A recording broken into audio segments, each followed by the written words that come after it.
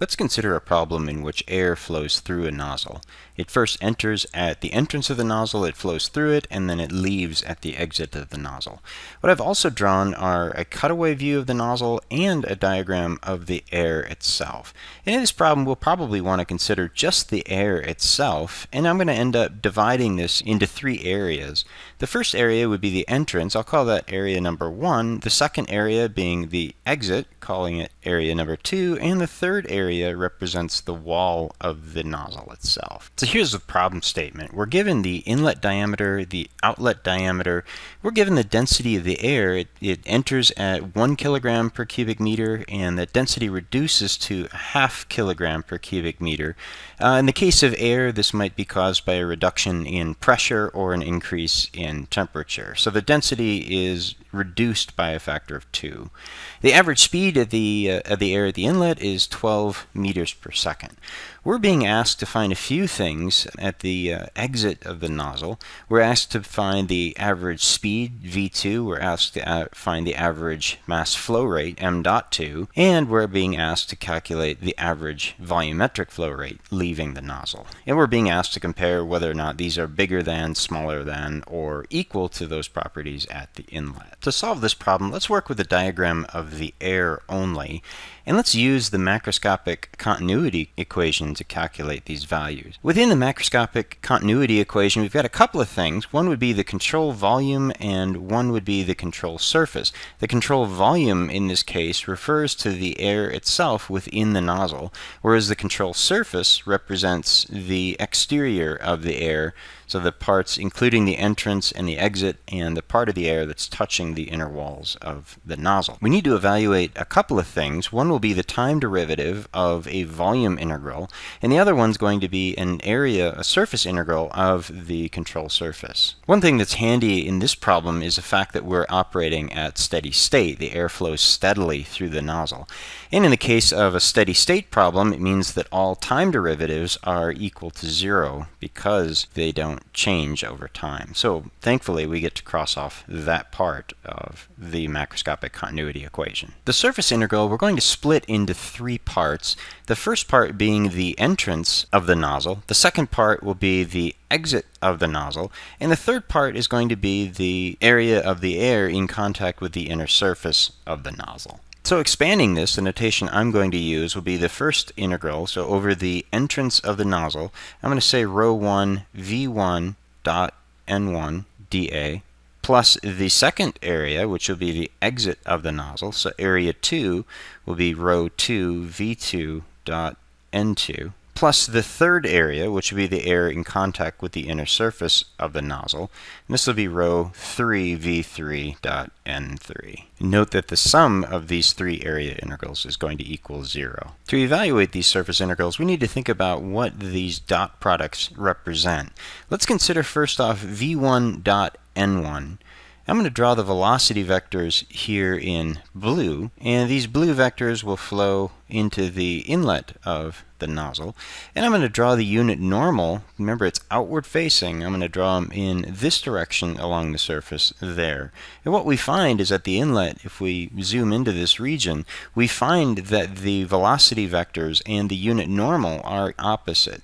So when we evaluate the dot product at this location, we find that v1 dotted with n1 will be equal to negative the magnitude of v1 at the entrance of the nozzle. Again, it's negative because the velocity vector and the unit normal are pointing in opposite directions. Similarly, let's think of the meaning of v2 dotted with n2.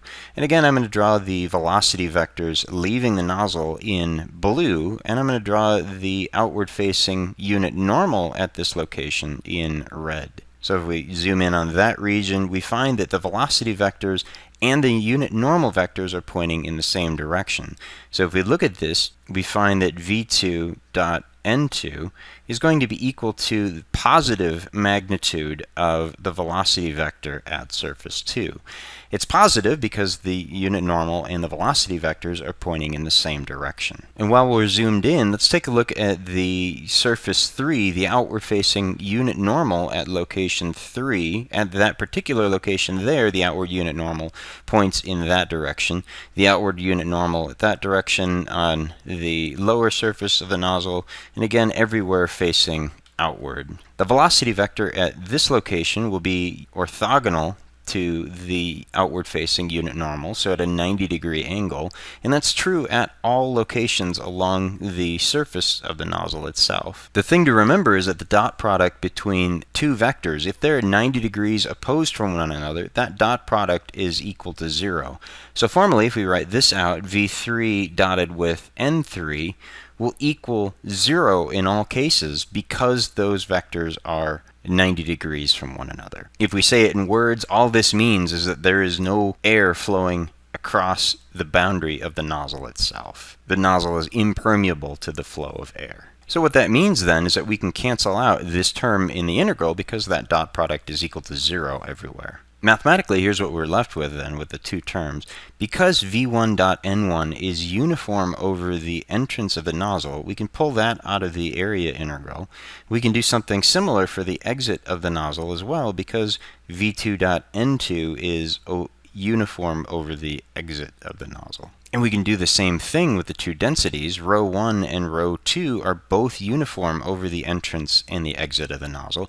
We're given values that are equal to 1 kilogram per cubic meter and 0.5 kilograms per cubic meter. So here's what we're left with. Those area integrals, they just evaluate to the area of the inlet and the area of the outlet. And I'll replace these with A1 and A2. So here's what we're left with after I substitute for the dot products. We're given V1 is equal to 12 meters per second. The density of 1 we're given. A1 we can find, it's pi over 4 d1 squared. And we're also given the density, and we can calculate the area of the exit of the nozzle. So that allows us to quickly solve algebraically for the average velocity at the exit of the nozzle. And we find that V2, after making the substitutions, is equal to 150 meters per second.